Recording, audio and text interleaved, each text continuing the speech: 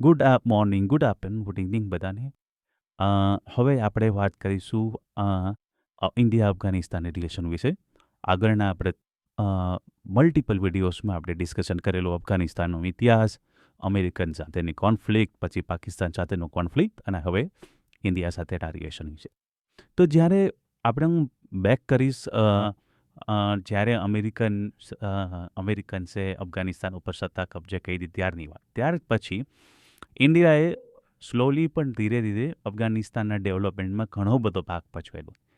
ત્યારે આપણા શ્રી વડાપ્રધાન શ્રી અટલ બિહારી વાજપેયી હતા અને એ ટાઈમે એમણે ત્યાં રોડના કામકાજ, આખી અફઘાનિસ્તાનની જે અત્યારની જે પાર્લામેન્ટ છે, આખું બિલ્ડિંગ આપણા અટલ બિહારી વાજપેયીની ગ્રાન્ટ, એણે જે ગ્રાન્ટ આપેલી એમાંથી બનાવવામાં આવેલું અને એમનું નામ પણ અટલ બિહારી વાજપેયીના નામ ઉપરથી રાખવામાં આવેલું છે. ઇન્ડિયાએ એના વિકાસ માટે ઘણું બધું કામ કરેલું ત્યાં, જેમ કે રોડ બનાવેલા, એરલાઇનની હેડ સ્ટ્રીપ બનાવેલી, લાઇબ્રેરી બનાવેલી, જે નરેન્દ્ર મોદી સાહેબે 2020માં કેવી રીતના ઉદ્ઘાટન કરેલું ને એક્ઝેક્ટ ટાઈમ નથી ખબર, પણ it was a biggest library. હવે આ બધા કામ પછી 2021માં જ્યારે અમેરિકન જ્યારે જઈ રહ્યા હતા, ત્યારે આપણા વિદેશ મંત્રાલયે અફઘાનિસ્તાન સરકાર સાથે, તાલિબાન સરકાર સાથે દોહામાં, કતારમાં વાતચીત કરાવી. કતારે મેડિકેટ કરેલું, વચમાં એમણે મધ્યસ્થતા કરેલી અને અફઘાનિસ્તાનની ત્યારની તાલિબાન સરકારે આપણને કમિટ કરેલું કે તમારા કોઈ બી વિકાસના કામો જેમાં અડચણ ઊભી નહીં થાય. ઇનફેક્ટ અમારે તો તમારી જરૂર છે, તમે અમને હેલ્પ કરો, તમારા કામો આગળ વધો. તો ત્યારથી આપણી સરકારે કોઈ પણ જાતનું અફઘાનિસ્તાનની તાલિબાન સરકાર વિરુદ્ધ બયાન આપેલું નથી. આપણે હ્યુમેનિટેરિયન ગ્રાઉન્ડ ઉપર એમને મેડિસિન્સ, ખોરાક, ખાધા ખોરાક એ બધું મોકલાવતા જ રહ્યા છે.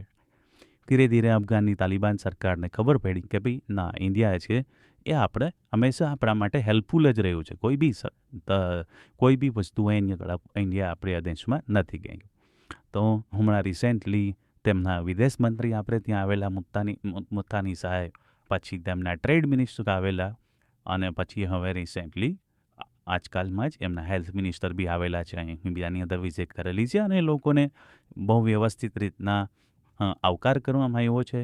એમની સાથે વાતચીત આપણા મંત્રાલયો કરી છે, NGO સાથે પણ એ જોડાયેલા છે અને આગળ કઈ રીતના આપણે એમની હેલ્પ કરી શકીએ અને એ આપણને કઈ રીતના માલ એક્સપોર્ટ કરી શકીએ અફઘાનિસ્તાન, એની પર વાતચીત કરવામાં આવી છે.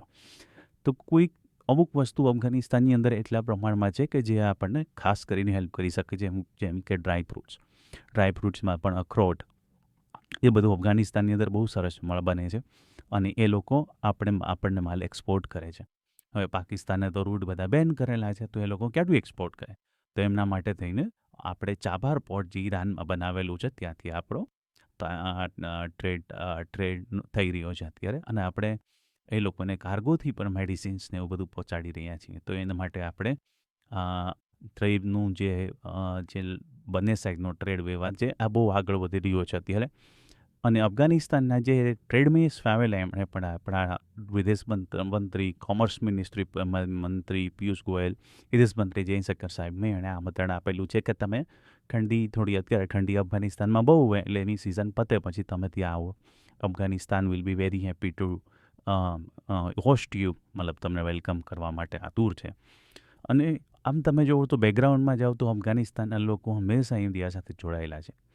જ્યારે 2001-2ના ટાઈમના જ્યારે સ્ટાર પ્લસ ઉપર જ્યારે આપણી સિરિયલ્સ આવતી હતી, અફઘાનિસ્તાનના લોકો બહુ જોતા, એને બહુ લાઇક કરતા, ઇન્ડિયન મૂવીઝ પણ ત્યાં બહુ જોવા આવે. એટલે અફઘાનિસ્તાનના લોકો આપણી સાથે પહેલેથી જ જોડાયેલા છે હિસ્ટોરિકલી, એટલે એ લોકોને કોઈ આપણી સાથે પ્રોબ્લેમ નથી. અને ઇન્ડિયા છે અત્યારે એમણે ઘણી સારી રીતના મદદ કરી છે હ્યુમેનિટેરિયન ગ્રાઉન્ડ ઉપર અને અફઘાનિસ્તાન સરકાર પણ એ રેકગ્નાઇઝ કરે છે કે India is our true friend. Okay, તો આ જે છે ઇન્ડિયા અફઘાનિસ્તાનના રિલેશનની વાત. હવે આપણે આ જે અફઘાન ઇશ્યુ છે એના માટેના જે 4 એપિસોડ હતા એ પૂરા કર્યા.